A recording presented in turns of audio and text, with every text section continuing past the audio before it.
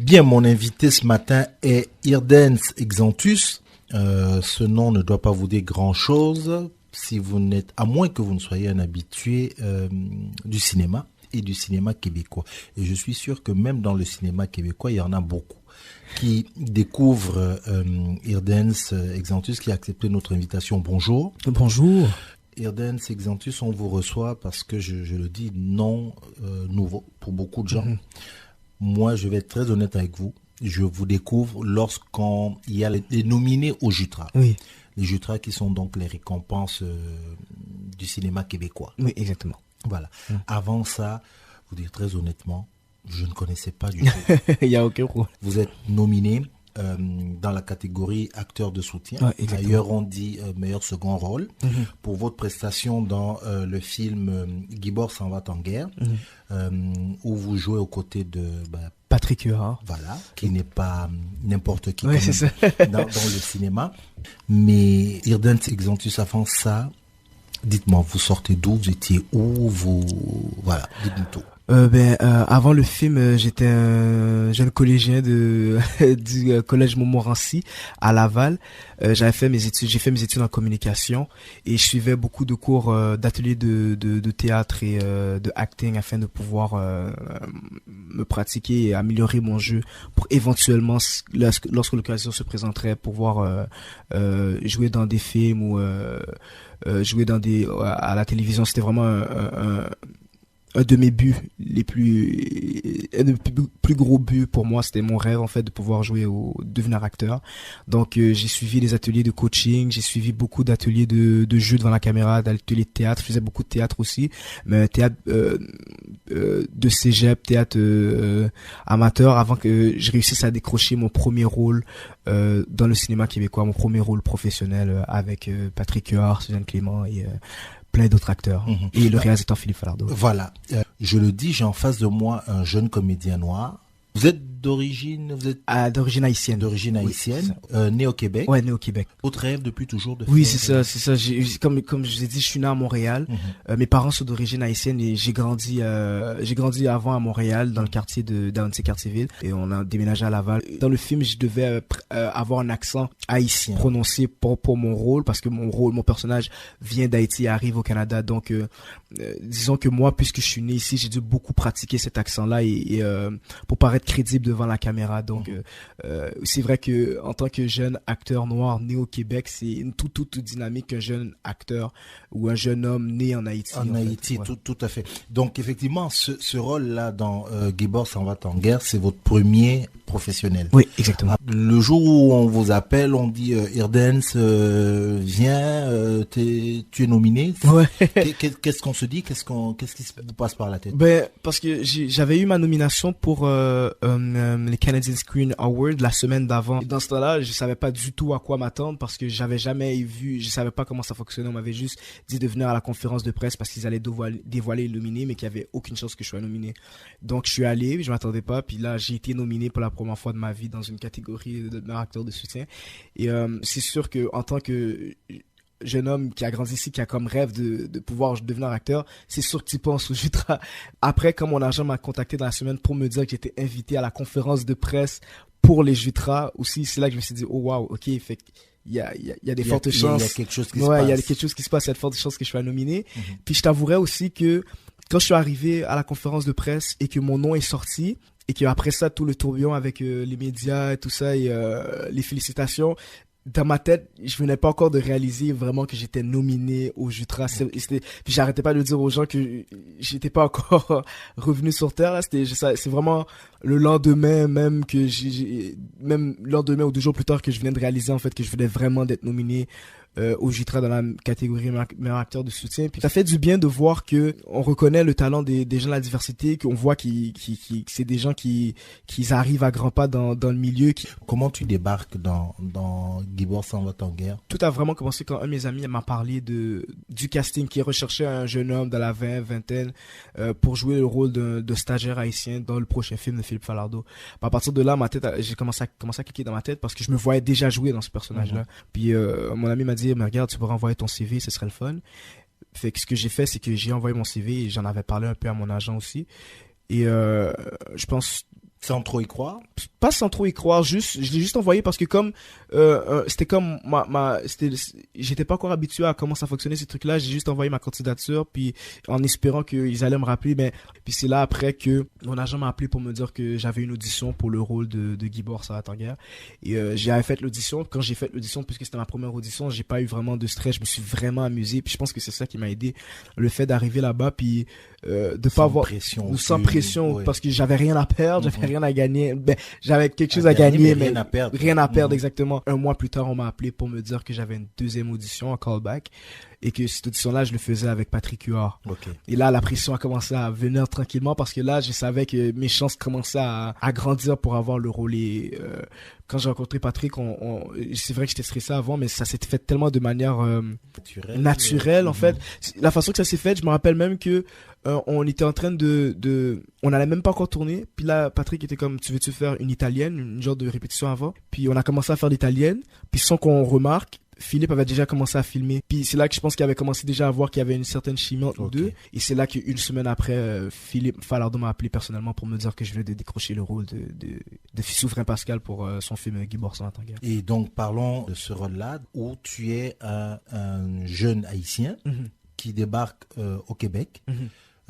Et qui devient stagiaire attaché politique. Ouais, c'est ça, c'est comme le conseiller politique au député Guibord, le personnage de Patrick. Et qui est un député en région, pas à Montréal. Il arrive dans le film qu'il y a le vote décisif, à savoir si le Canada s'envoie en guerre ou non. Et son attaché politique, Souverain Pascal, le conseille d'aller consulter la population, les gens de son comté, afin de pouvoir se forger une décision. Puis c'est là que, dans cette aventure-là, il va commencer à rencontrer tout plein de conflits avec les Camerounais, les autochtones et les gens des autres comtés. En fait. Et donc lui, l'autre qui débarque de Haïti comme ça, aussi découvre un monde. Oui, c'est ça. Il découvre la politique canadienne en fait. Il découvre comment fonctionne la politique canadienne. Et ça, cette prestation, donc vous conduit au Jutra. Les Jutra, c'est le 20 mars. Ouais, exactement. Allez, comment on dit, on touche du bois. Ailleurs, on dit on croise les doigts. Bref. Toute l'énergie. Ouais. Voilà, on va faire ça comme ça.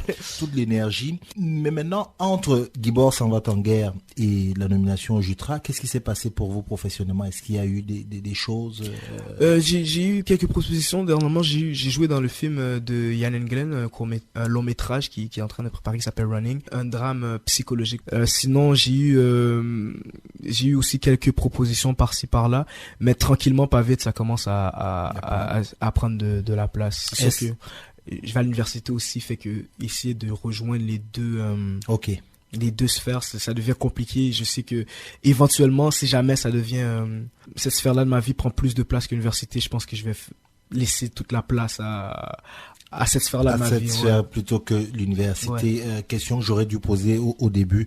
À l'université, vous faites quoi?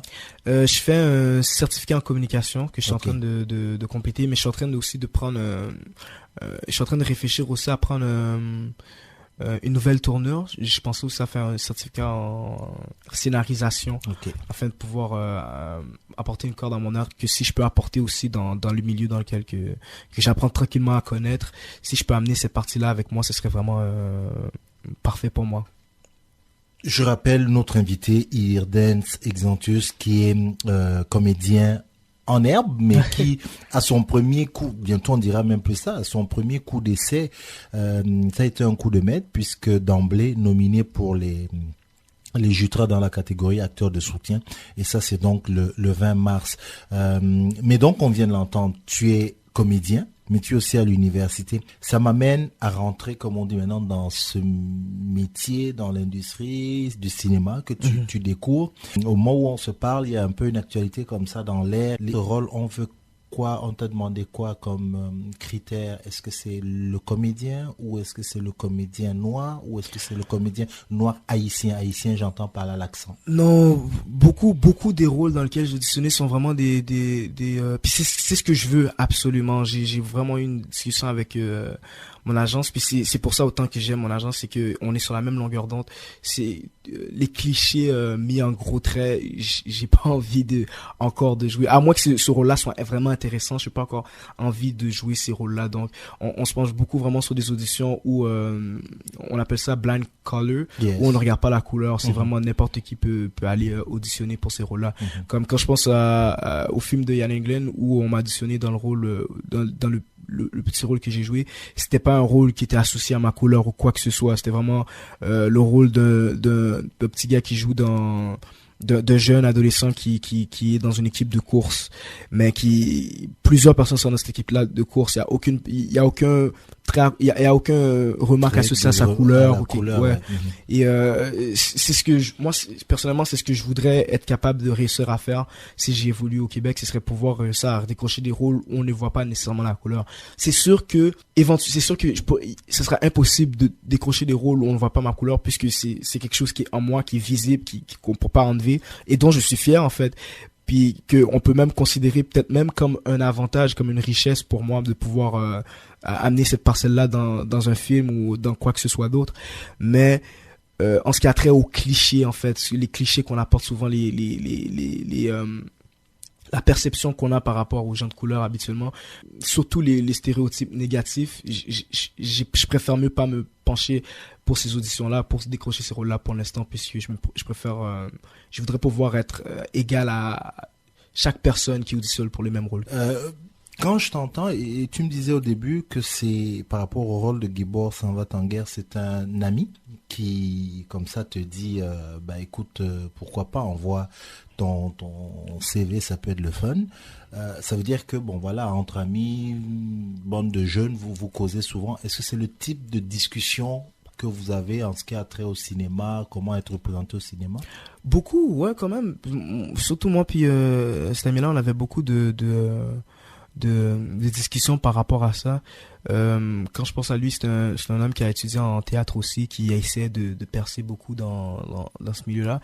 Puis il faut avouer aussi que c'est pas facile nécessairement de pouvoir réussir à décrocher des rôles comme ça, mais ce qu'il faut comprendre aussi, c'est que on a souvent tendance à associer le fait que on nous offre pas nécessairement des rôles afin de pouvoir se mettre en valeur, alors que quand j'y pense, il faudrait aussi que nous aussi on fasse notre part des choses afin de pouvoir commencer à écrire des scénarios nécessairement, à pouvoir amener nous-mêmes ce qu'on voudrait qu'on nous apporte à la place d'attendre qu'on nous l'offre, d'aller chercher carrément la pomme, si je peux le dire comme ça, à la place d'attendre qu'on nous donne à manger. Puis c'est vrai que dans la part les gens sont très très sensibilisés par rapport à ça, et les gens font vraiment un effort colossal afin de pouvoir réussir à changer ça. Mais je pense que aussi par rapport à ça, il faudrait commencer nous-mêmes, par rapport aux gens de la minorité, à commencer à vouloir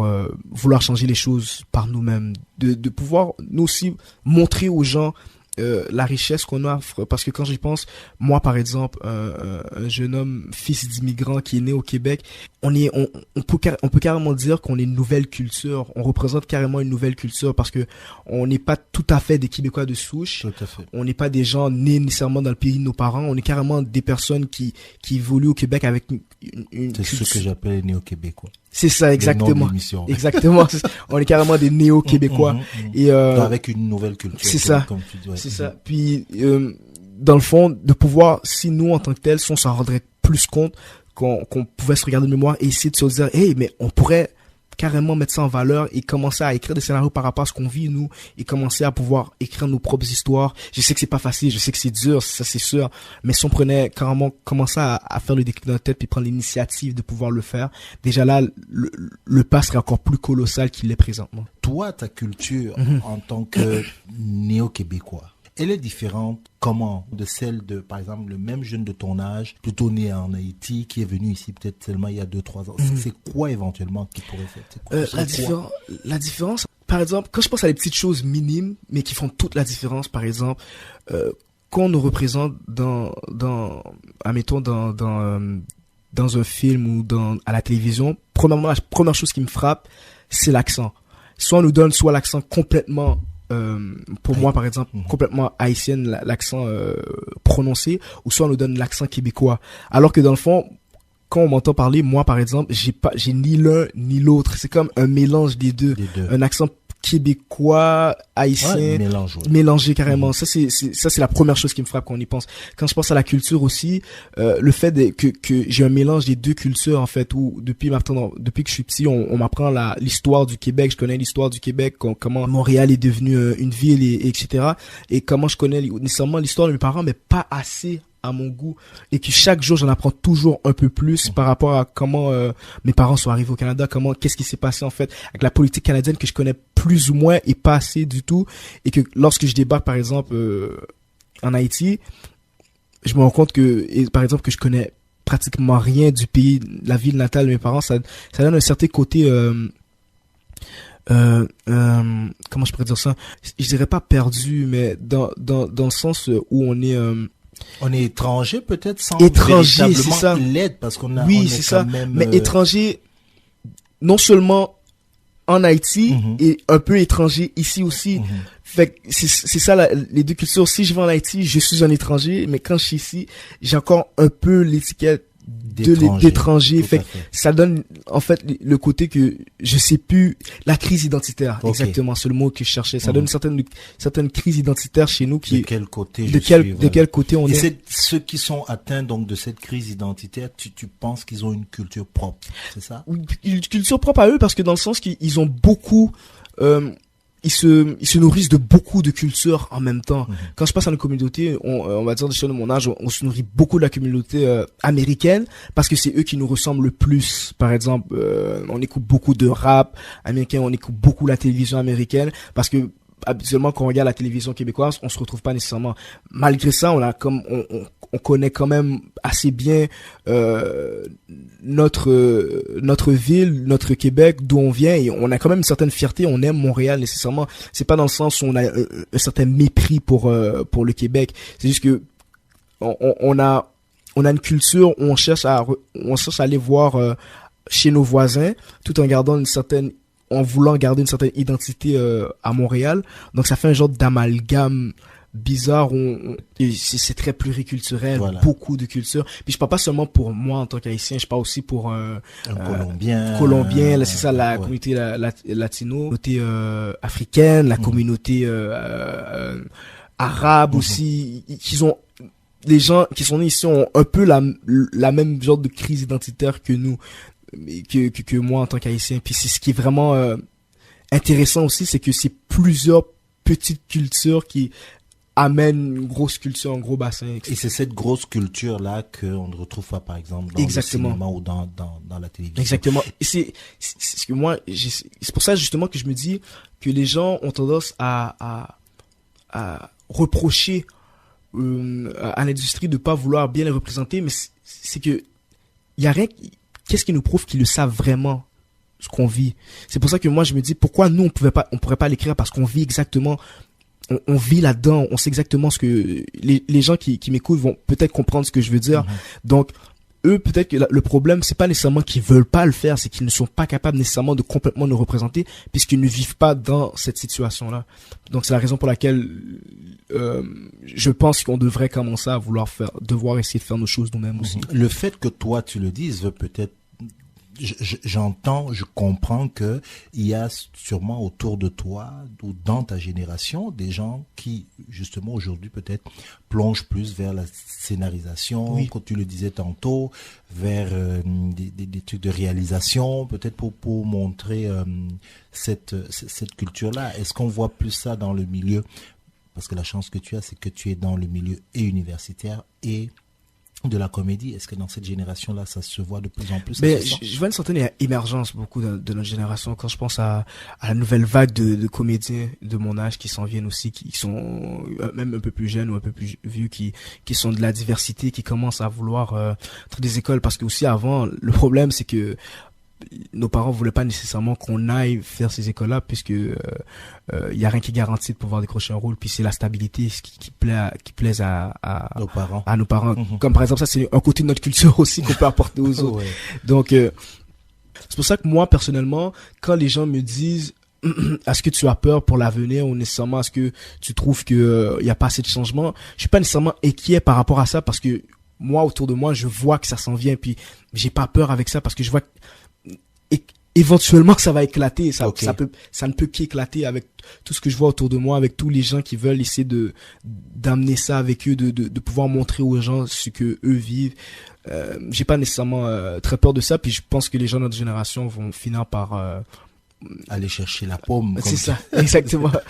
C'est un discours très très intéressant, plein d'espoir par rapport à ce qu'on entend ou qu'on vit ces derniers temps. Et je vois un peu les différences de perception au niveau génération, en fait. Je voudrais finir avec 2 questions. Tu voudrais, surtout qu'ils me viennent après ce qu'on vient de se dire, tu voudrais écrire les histoires ou les jouer, si tu devais choisir? C'est une tellement bonne question parce que j'aime tellement jouer. Puis je me suis beaucoup posé cette question-là parce que l'affaire, c'est que je me suis rendu compte en disant ça qu'il faut se concentrer, il faut que se mettre à écrire, c'est que je devrais le faire, j'ai pas le choix, il faut que je le fasse, il faut que je commence à écrire ou bien amener mes idées aux gens. Mais si personne le fait et que je serais la seule personne qui devrait le faire, alors là je pense que je devrais me mettre à écrire.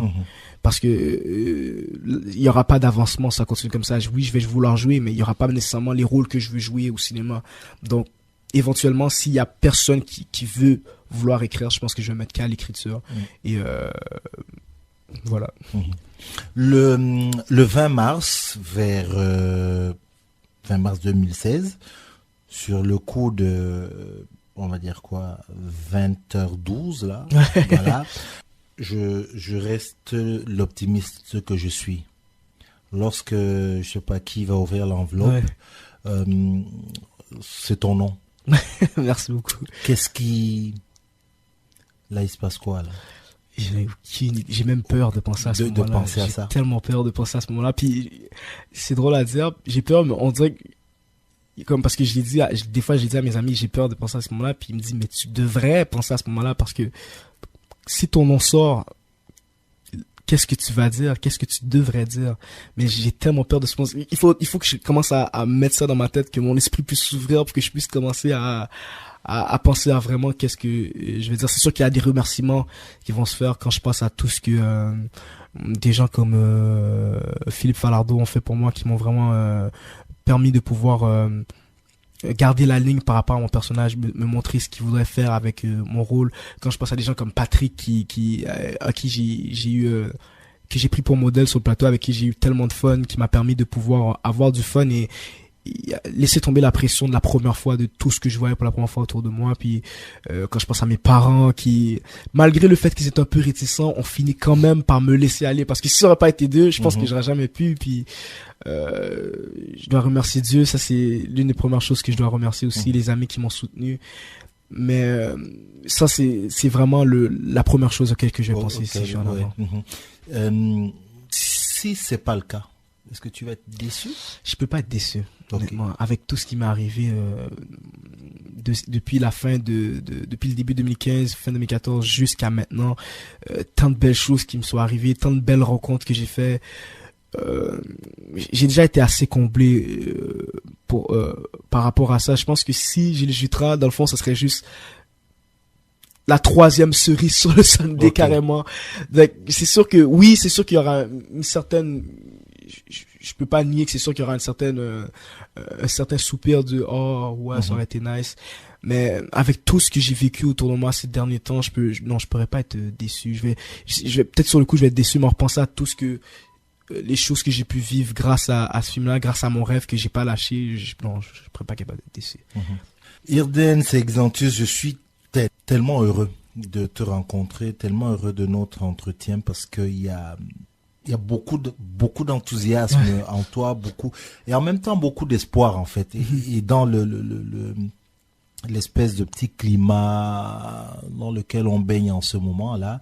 Je t'entends et je suis sûr que les uns et les autres à la maison là qui vont écouter, on se dit ok, de toute façon il y a espoir sur toi, sur Shelby, Jean-Baptiste qu'on va recevoir aussi, excellent dans ce film Scratch, très très très bon. Voilà, qu'on va recevoir aussi, nominé aussi comme toi, comme quoi il y a quand même Et puis, moi, je retiens surtout ce que tu as dit, c'est de pas attendre et puis d'aller nous-mêmes chercher la pomme. Exactement. Donc, c'est vraiment tout le mal que je te souhaite, c'est que le 20 mars, bah, écoute, que ça se passe. Et puis, si ça se passe pas, je suis sûr que tu es quelqu'un qu'on va suivre et puis on va inviter les uns et les autres à te suivre. Merci beaucoup. Merci encore d'être venu. Je rappelle donc, c'est Hirdens Exantus. Si vous avez la possibilité d'aller voir ce film-là, de toute façon, il va sortir en DVD, ça va pas tarder. Après, il est déjà sorti en DVD. Il est déjà sorti en Exactement, DVD. ouais. Bah alors, allez-y, profitez-en tout de suite. Ah ben, s'il est sorti en DVD, ça c'est super. On va essayer de le trouver et le mettre sur la page Facebook. Vous allez le voir. Gibor s'en va en guerre. Merci. Et puis, comme je dis, on croise les doigts, on touche du bois, tout ce qu'on veut. Comme on dit, de toute façon, nous, là, maintenant, il y a le contact, on reste ensemble.